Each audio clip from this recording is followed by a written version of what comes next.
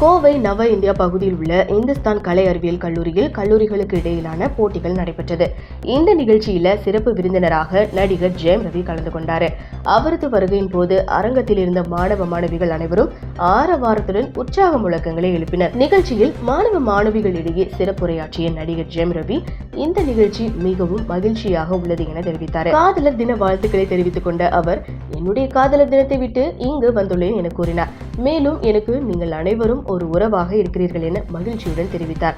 வருங்காலம் பின்னால் ஓடாதீர்கள், இப்போது இருக்கின்ற மாதிரி மகிழ்ச்சியாக இருந்தாலே வருங்காலம் உங்களை தேடி வரும் என தெரிவித்த அவர், தேர்வில் தேர்ச்சி பெறவில்லை என்றால் தப்பில்லை, ஆனால் வாழ்க்கையில் தேர்ச்சி பெறாமல் போனால்தான் தப்பு என அறிவுரை வழங்கினார். அவரிடம் காதலர் தினம் குறித்து கருத்து கேட்டதற்கு, 18 வயது நினைவுகளை நினைவுபடுத்தினால் 18 வயதில் ஒரு இன்னசென்ஸ் இருக்கும், அது காதலில் மிக முக்கியமான ஒன்றாக இருக்கும். காதல் அனைத்தையும் கடந்த ஒன்று, அனைவரையும் மதிக்க வைக்கிறது என்றார்.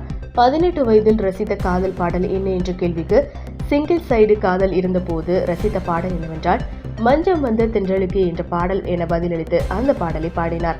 திருமணம் குறித்தான கேள்விக்கு, ஏன் திருமணம் செய்கிறோம் என்றால் உன்னுடைய வாழ்க்கையை உன்னுடன் வாழ்ந்த பெண் சொல்ல வேண்டும், அதுதான் வாழ்க்கை, எதற்கு தான் திருமணம் என கூறினார். பின்னர் மாணவர்களின் கோரிக்கைக்கிணங்க மேடையில் நடனமாடினார். தொடர்ந்து நடனமாடும்படி கேட்டதற்கு வாய்ப்பில்லை என நகைச்சுவையாக தெரிவித்தார். மேலும் மாணவர்களை தம்பிகள் என்று அன்போடு அழைத்த அவர், தம்பியுடையான் படைக்க அஞ்சான் என்பது பழமொழி, நான் கூறுகிறேன் அண்ணனுடையான் எதற்கும் அஞ்சான் என கூறினார். இந்த நிகழ்ச்சியில ஜெயம் ரவி நடிப்பில் வெளியாக உள்ள சைரன் திரைப்படத்தின் ட்ரைலர் திரையிடப்பட்டது. அது குறித்து பேசிய ஜெயம் ரவி, சைரன் படம் அப்பா மகள் பாசத்தை எடுத்துரைக்கும் படம் எனவும் 15 ஆண்டுகளாக அப்பாக்களுக்கு நடக்கக்கூடிய கதை இது எனவும் அனைவரும் இந்த படத்தை விரும்புவர் என தெரிவித்தார். மேலும் சைரன் படத்தில் அவர் நடித்துள்ள 2 கதாபாத்திரங்கள் போலும் பொன்னியின் செல்வன் பட வசனத்தையும் பேசி அசத்தினார். அப்போது மாணவிகள் சந்தோஷ் சந்தோஷ் என ஆர்ப்பரித்தனர். அதனைத் தொடர்ந்து சைரன் படத்தின் 10 நொடி காட்சிகள் பிரத்யேகமாக திரையிடப்பட்டது.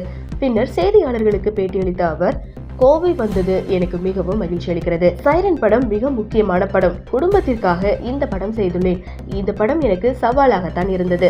15 ஆண்டு கால வித்தியாசங்களை இதில் அனைவரும் காண்பித்துள்ளோம். எனவே இந்த படம் ஒரு ஆர்கானிக்காக வந்துள்ளது என்றார். இந்த படம் எனக்கு ரொம்ப ஒரு முக்கியமான ஒரு படம். நான் ரொம்ப ரசித்து பண்ணியிருக்கேன். இது ஒரு நிறைய ஆக்ஷன் படம் நடுவில் பண்ணேன். இப்போ ஃபேமிலிஸ்க்காக ஒரு படம் பண்ணியிருக்கேன்.